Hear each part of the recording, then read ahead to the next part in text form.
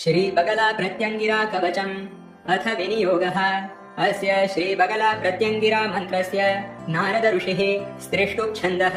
प्रत्यङ्गिरा देवता ह्लीं बीजम् हुं शक्तिः ह्रीं कीलकम् ह्लीं ह्लीं ह्लीं ह्लीं प्रत्यङ्गिरा मम शत्रुविनाशे विनियोगः।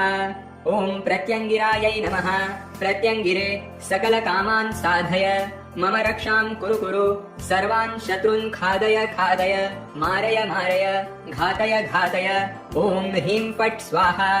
ॐ भ्रामरी स्तम्भिनी देवी क्षोभिणी मोहनी तथा संहारिणी द्राविणी च जृम्भणी रौद्ररूपिणी इत्यष्टौ शक्तयो देवी शत्रुपक्षे नियोजताः। धारयेत् कण्ठदेशे च सर्वशत्रुविनाशिनी। ॐ ह्रीं भ्रामरी सर्वशत्रून् भ्रामय भ्रामय। ॐ ह्रीं स्वाहा। ॐ ह्रीं स्तम्भिनी मम शत्रून् स्तम्भय स्तम्भय। ॐ ह्रीं स्वाहा। ॐ ह्रीं क्षोभिणी मम शत्रून् क्षोभय क्षोभय।